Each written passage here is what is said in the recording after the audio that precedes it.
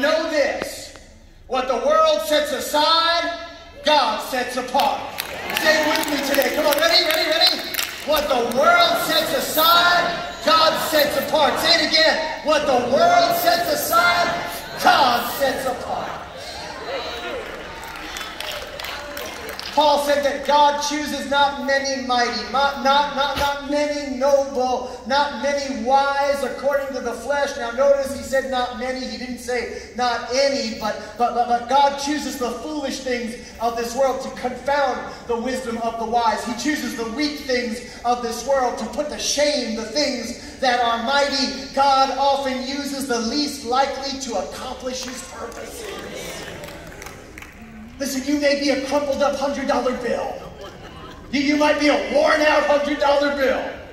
You may be a $100 bill that's been through the ringer, but that does not diminish your value. As a matter of fact, God has exponentially added to your value because he didn't just create you, he chose you, he called you. And whomever he calls, he empowers. Whom he calls, he anoints. See, God sees things we miss. D.L. Moody famously said, he said, character is what you are in the dark.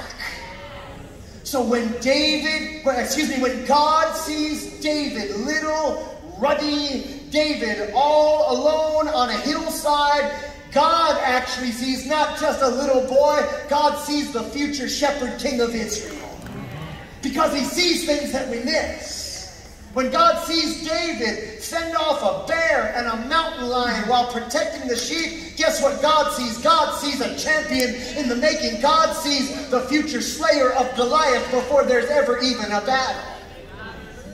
When God sees David with a stringed instrument, so when God sees David, who took his acoustic guitar with him, and he sees him out there warming himself by a fire, and singing songs to God in the middle of the night, guess what God sees? God doesn't see a little boy with a guitar. God sees a worshiping warrior, somebody who will worship him in spirit and in truth, somebody who's passionately and unreservedly giving himself to God. And God says, I am seeking such who will worship me when nobody else is watching.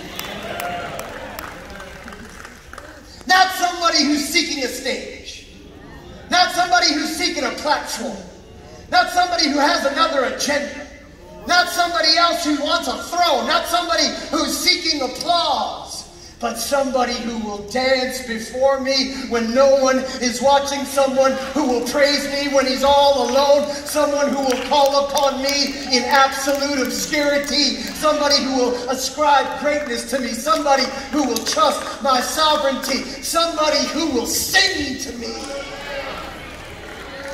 God's looking and he finds a little boy who's singing to him.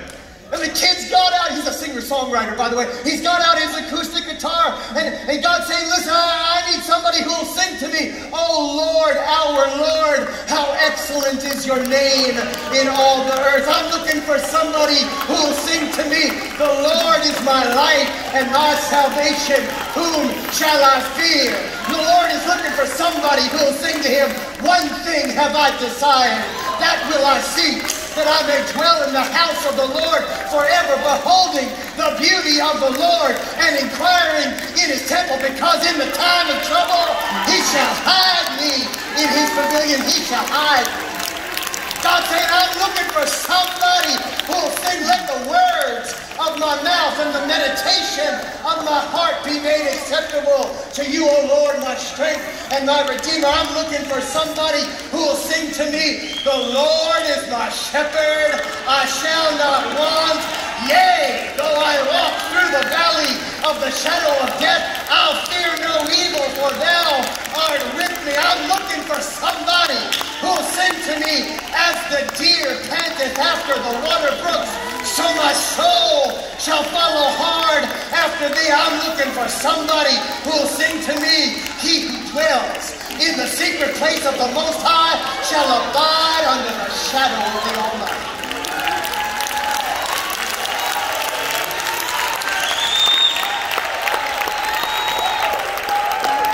The king that God had provided for himself.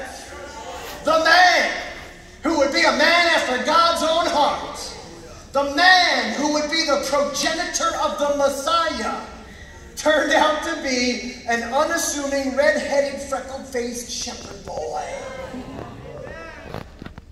My family, there is no substitute for a God-pleasing heart. I want to say it again. There is no substitute for a God-pleasing heart. A heart of worship, a heart of praise, a thankful heart, a servant's heart, a shepherd's heart, an obedient heart, a hearing heart, a kind heart, a good heart, a generous heart, a compassionate and caring and considerate heart, a prayerful heart, a heart that believes God, a heart that relies on God, a heart that trusts God. God is not moved by our outward appearance.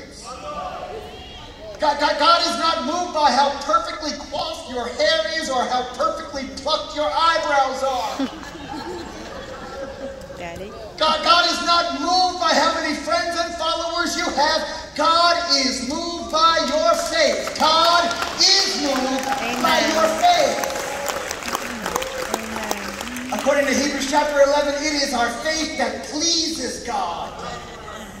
It's by faith that you're saved. It's by faith that you have access into grace. It is by faith that you receive protection and provision. It is by faith that you receive your healing and your wholeness. It is by faith that you receive favor and opportunity. It pleases God when you believe Him. It pleases God when you believe Him more than you do the stock market. It pleases God when you believe Him more than you believe in the biopsy results. It pleases God when you rely on Him more than you rely on yourself. And it pleases God when you relinquish control.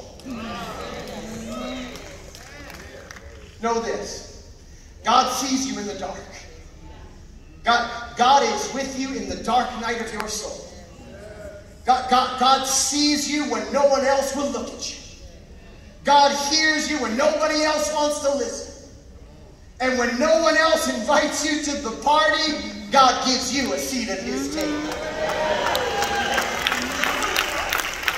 He prepares a table for you in the presence of your enemies. He anoints your head with oil so that your cup runneth over. And when God has seen you in your most menial moment, when God has heard you, though no one else will pay you any mind, and God chooses you, and God invites you, and God calls you, and God anoints you. And by the way, ready? He has.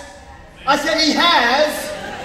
You are chosen, you are favored, you are gifted, you are filled, you are loved, you are set apart, you have been empowered. And here's what that means. Come hell or high water, if Goliath comes at you, if Saul tries to kill you, if Saul tries to hunt you down, if a demon-possessed Saul tries to pin you to the wall with a spear, if God is for you, who can be against you? And no weapon formed against you will prosper.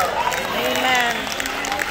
If you are called and invited and anointed, whatever God has commissioned you to do, you will have to fight the good fight of faith. You may have to hide in a cave until you're coronated, but it shall come to pass. Your destiny will manifest. Your gift will make room for you.